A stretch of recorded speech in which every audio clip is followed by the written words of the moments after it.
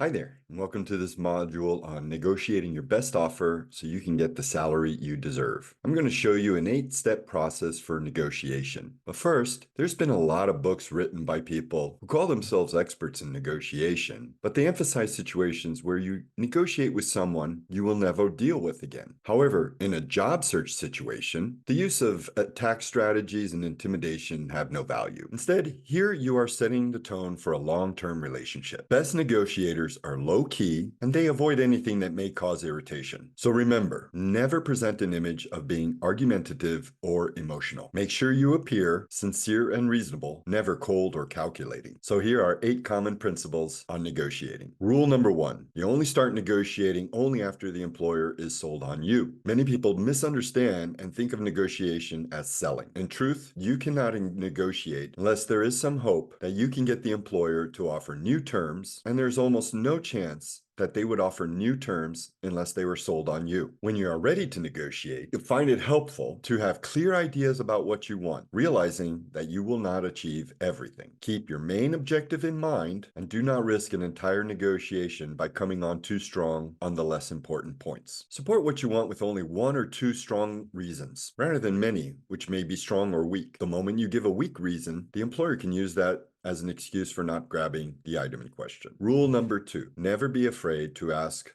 for what you want. No one will ever withdraw an offer because you ask for something. In addition, always sell quality rather than Always sell quality rather than a low starting price. After all, the easier you are to get, the less you'll be valued when you come on board. If you're looking to change for a financial reason, do not be greedy. But depending on the situation, looking for a 15% to 33% increase is acceptable. That is not to say it's easy, but never lower your goals without first testing your marketability. The salary for most jobs is usually flexible, within a range that is set in advance. At the very least, an employer always has an idea of what they're willing to pay for an assignment. One exception to this situation would be an employer who wants to hire you and is willing to create a new position to bring you on board. That's always your best opportunity for negotiating something attractive in most cases. And you should always focus on negotiating a percent increase, for example, subject to how much you are currently earning. It is usually better to speak in terms of percentages instead of numbers like francs or dollars or euros. It sounds like less. Rule number 3 is to express some vulnerability to gain sympathy. Expressing a slight amount of vulnerability can be a very effective weapon. It is done by simply letting the employer know that by accepting the job offer, it would cause you some personal difficulties. This plays into the employer's desire to make sure you're happy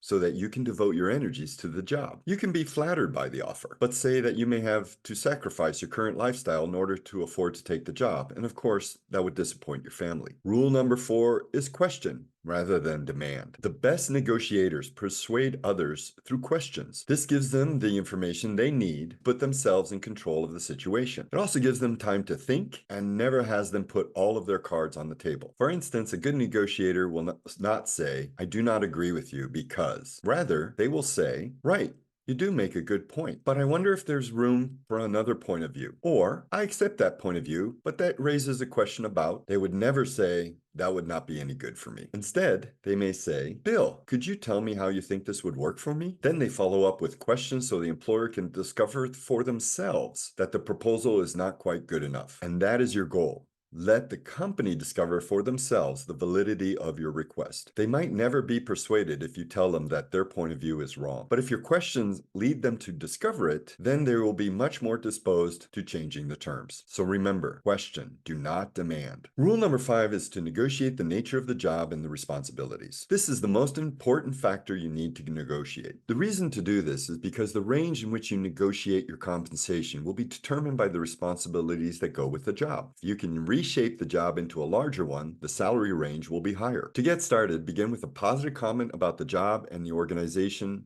and suggest there might be a benefit by adding responsibilities to the job. Then, offer to share your thoughts on what might be added. You could go on to talk about the areas where the organization could capitalize on your experience with personal stories and showing how you've made contributions before. If the interviewer agrees that these are important, they will add them to the job description. Can you see how we've applied some basic principles here? There's no confrontation. The matter was positive. friendly, and matter of fact. Rule number 6 is avoid discussing money until the time is right. Premature discussions about money or benefits can be a real deal breaker. The more enthusiastic an employer becomes about you, the more likely they are willing to pay more. So learn how to avoid the premature discussion of money. Sometimes an interview will begin with a statement like this: Jane, before we get started, I need to know how much money you're looking for.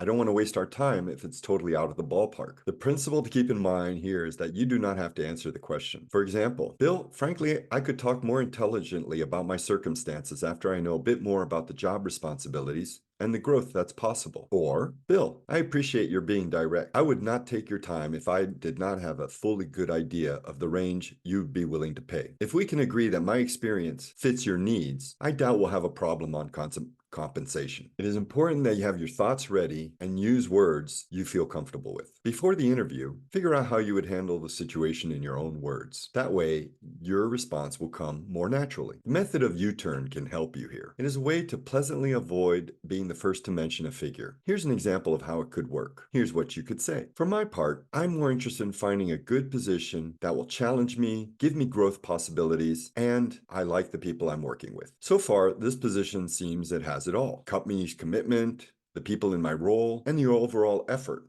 all have great appeal. And while money is important, I'm not locked into a specific figure because these other considerations are more important. Now that you have brought the subject up, though, what kind of range did you have in mind? Using this approach, you remain gracious and friendly while avoiding a direct answer. You will often find that the employer replies by giving you a stated range. If an interviewer persists about how much you've earned or how much you want to earn, you must exercise judgment. Here's one possible response. I would rather avoid discussing my compensation until later. Job content and challenge are most important to me, and I like to talk about money after I know you want me for the job. Is that agreeable for you? If all else fails, give a range which surrounds your best estimate of the upper end of what the job might pay. Rule number 7 is when an offer is made, never say yes or no immediately. If you're offered the job and the salary is too low, let the employer know how pleased you are that they made an offer. Take an opportunity to praise the company and explain that you need some time to consider it. Here's an example. Pat, I'm pleased you made an offer. This is an outstanding company, and the position has a lot of promise. I'm sure you can appreciate that I would like time to give it further consideration. It would not present any problem if I were to get back to you tomorrow. When you call back, after opening with 1 or 2 positive statements, consider raising the possibility of redefining the job. Of course, there are many situations where you do not want to redefine the job, but you would still like a raise in the salary. Then you can use the same technique, but show some vulnerability to suggest that a specific amount be added to the base salary. Normally, that figure is within 10 or 15% of what you've been offered. The employer will not take offense and will grant you at least part of it. Once again, the reason for the positive statement is to reassure the employer that you think the offer is fair. Asking for more money is a negative, and it needs to be balanced with a positive. If your positive comments are too brief, the employer will only hear the negative, the request for more money. Rule number 8, use your enthusiasm as a major negotiating technique. If you load a maximum amount of enthusiasm in your statement, it becomes nearly impossible for the employer to conclude that you should not be with them. Enthusiasm can be particularly important when you have been underpaid. Ideally, an offer should be based on the value to the company. But in reality, most employers will base offers on present earnings. Remember, don't make demands, only ask questions. By your inviting the employer to explore the situation with you, they are free to reach their own conclusions about whether the offer is too low. Using this approach, you come across as easygoing, sincere, and slightly vulnerable, never as calculating or aggressively demanding, or as someone who's putting them in corner. And lastly, thanks a lot and wishing you good luck.